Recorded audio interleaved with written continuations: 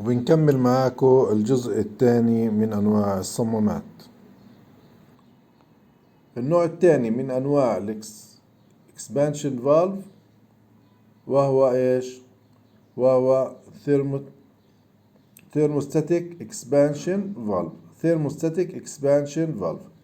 ثيرموستاتيك إكسبانشن فالف هذا بكون في الدوائر اللي هو متوسطة، الدوائر المتوسطة.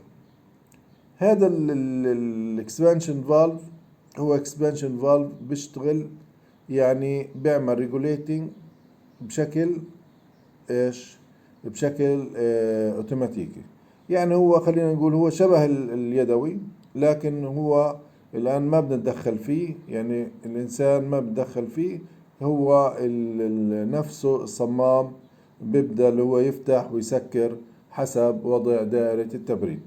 طيب مين اللي بيعمل ريجوليشن؟ مين اللي بيعمل اللي هو مين اللي بيعمل او كيف بنعمل الصمام هذا؟ بيعمل ريجوليشن اللي هو موضوع فتح واغلاق الصمام، او كمية اللي هو مرور السائل كميتها كبيرة او بسيطة. هذا اللي هو بيعملها حاجة اللي هو ثيرموستاتيك، يعني اللي هو مجس.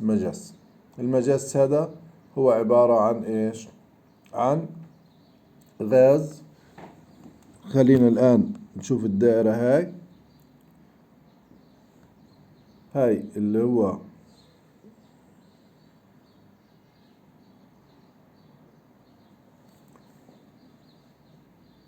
لو طلعنا هنا هذا هو ايش؟ الإيفابوريتور. هذا الإيفابوريتور زي ما احنا شايفين. المدخل من وين؟ مدخل الغاز من تحت، او مدخل مركب التبريد من تحت، والمخرج من ايش؟ من الأعلى. طيب الآن الغاز بده يجي من، بده يجي هنا، هاي اجا هنا.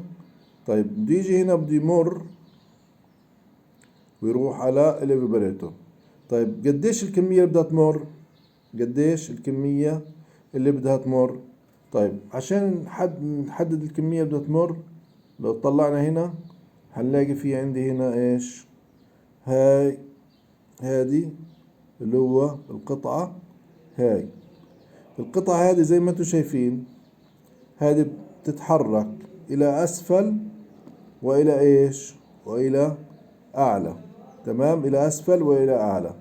إذا تحركت أسفل حيفتح اللجوة ويدخل كمية غاز كبيرة.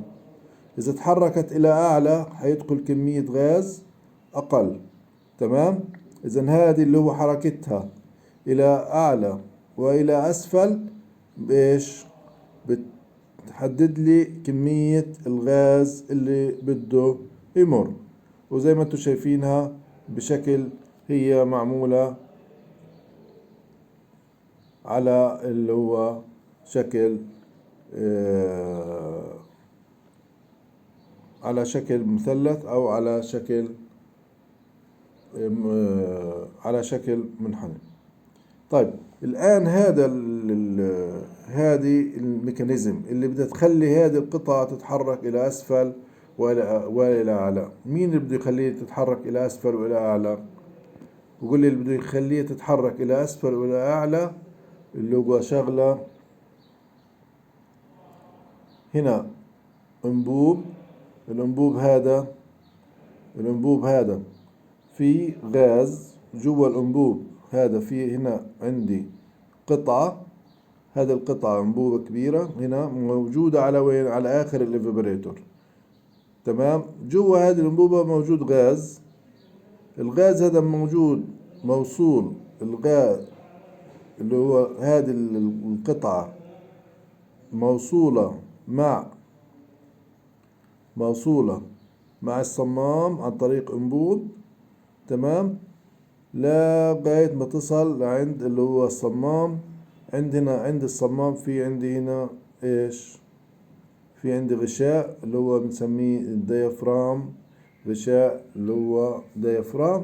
هذا الغشاء هنا طبعا اللي هو الغاز محجوز جوا الغاز محجوز جوا الأنبوب هذا، الغاز محجوز جوا الأنبوب هذا. طيب الغاز هذا إذا تمدد، إذا صار في عنده حرارة بتمدد، إذا تمدد إيش بسوي؟ بنزل مين؟ بتمدد الديافرام، بنزل لتحت، فهنا الصمام إيش؟ بفتح. طيب إذا صار عندي البرودة تمام وصار الإفبريتور هنا عندي في المنطقة هذه حس إنه هو بارد وتمام، إيش بسوي؟ الغاز حينكمش، وبالتالي الديافرام حيتحرك إلى أعلى. تمام؟ فهنا عندي هذه حتطلع لأعلى، وإيش هتصير؟ حتسكر على الغاز أو حتقلل اللي هو مرور كمية الغاز. هذا النوع بنسميه thermostatic expansion valve، thermostatic expansion valve.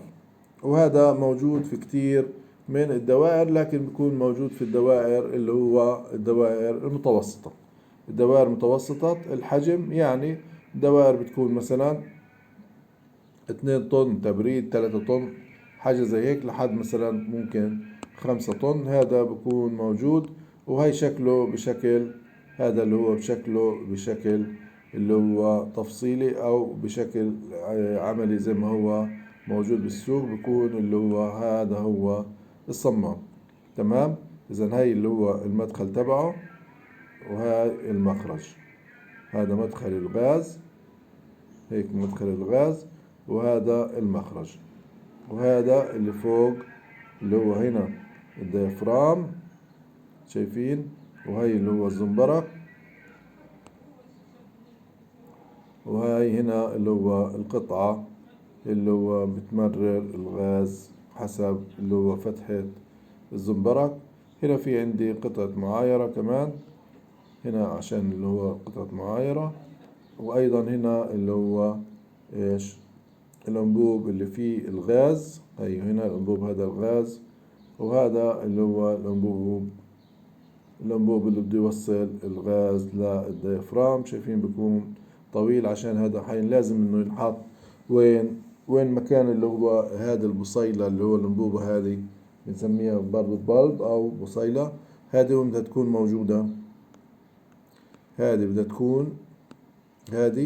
بدها تكون موجودة عند آخر الإيفابوريتور، عند آخر الإيفابوريتور، ما بحطها بأول الإيفابوريتور، عند آخر الإيفابوريتور. ليش عند آخر الإيفابوريتور؟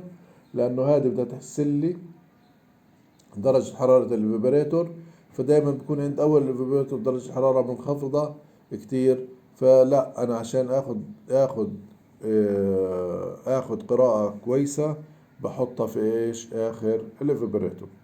هذا اللي هو النوع الثاني اللي هو thermostatic expansion valve، thermostatic expansion valve، وهذا كان النوع الثاني.